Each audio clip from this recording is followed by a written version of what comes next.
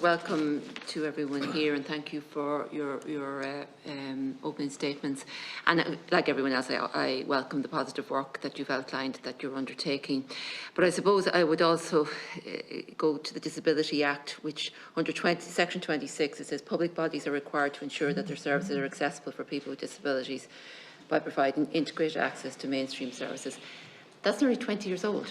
That was in 2005, and we're still at a situation where all of the public transport, buses and trains are not accessible. So, you know, it's very slow. And so I do welcome the work that's been done, but really there isn't an excuse for it. I mean, you referenced, Barry, that universal access for all customers. I mean, that's what we should be aiming for. That's what should be there now. And I mean, disabled people going to a bus or going on a bus or going on a train shouldn't require assistance. They should be able to seamlessly access that route. You know, like the lift should be working. There shouldn't be a gap between the train and the platform. The buses should have wheelchair space on them and so on. I mean, I was talking to a young woman earlier who's visually impaired, and we were discussing, and I don't know if you're familiar with it, the IWA report Getting Nowhere. And if you're not, I suggest that you should, because they've looked, and it's a very comprehensive report on accessible transport. And I suppose their main bugbear was these floating bus stops. And there's a huge issue with them, because you've got the bus stop sitting there, then you have got the cycle lane, and then you have the road. So people getting the bus have to cross the cycle lane. Who has right of access? Who is right of way? I mean, you know, and this young woman is visually impaired. She gets on the bus, she gets off at a station or at a bus stop like this.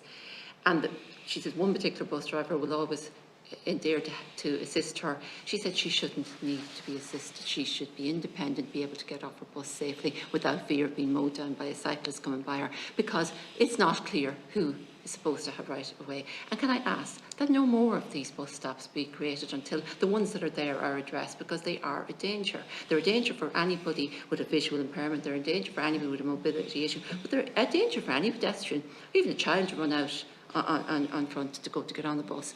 And they're a danger to cyclists, because it could be a collision. So we want to see active travel, we want to see more people using public transport, we want to see more people cycling in a safe way, but that's not safe. So it needs to be addressed. And I don't think there was any proper consultation done with DPOs around those bus stations or bus stops.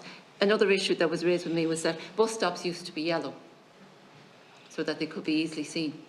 And suddenly that's been changed for no reason, again, without consultation. And, like, you know, I don't know, they've gone to being grey with a small amount of yellow on them. That's not sufficient. I mean, they need to be that people can see them.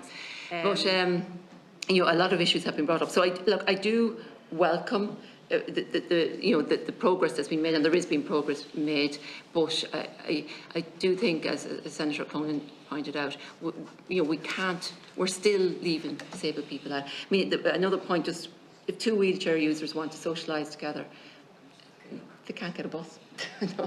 You know, they can't travel together on a bus because it won't take two of them. So, I mean, there's still a lot of issues to do to make sure that there is universal access, which is seamless. Thank you, Chair. Thanks very much. So, there's many issues that arisen there. So, just in terms of the bus stops, so what I called island bus stops, we did a lot of consultation around these bus stops with all communities. We brought cyclist representatives and users, as well as representatives of different disability groups, to try and work out what was the most appropriate way to ensure that there was safe cycling infrastructure, because currently cyclists are engaging with the bus, either in a bus lane or on the road, versus having the cyclists off-road and what engagement they have with pedestrians. We've looked at our designs, we've engaged on the designs, we've put in place different things to slow down the cyclist as they're approaching a bus stop. There's a facility that an actual crossing, a signalised crossing, can be put in place for pedestrians at certain locations if it's felt from a safety point of view that that's required. So we've adapted our design to ensure to have the most safe solution that works for all users, pedestrians, cyclists and public transport users to try and reduce the conflict between all those different users of the road space. But the primary conflict currently is between the cyclist and the bus, because they are currently using the road space. So it's appropriate that we do provide segregated cycling facilities. The bus needs to be adjacent to the footpath. So it's trying to balance all the users of the road space to provide the safest possible solution. And this is the solution that is the best, we believe, for all users. Disabled people in here last Monday week. We Yes, had a full days, day, and that issue came up. And I mean, What I'm saying is that we are trying to ensure the best solution. It's not the optimum solution, but we have to balance the uses that are on the road space between pedestrians, cyclists and public transport users, and try and provide. Everybody has a right to use the road And- safely. And we have to look at the safety of hold a all second. users. Maybe our Vice Chair, do you want to come in? No, but right, I understand we need cycle lanes that are safe for cyclists. We need spaces though for bus and other traffic, and we need people to be able to get on and off that bus safely. And they can't do that at the moment in many locations. I'm not saying they're all bad, but there are some that they feel are really, really dangerous.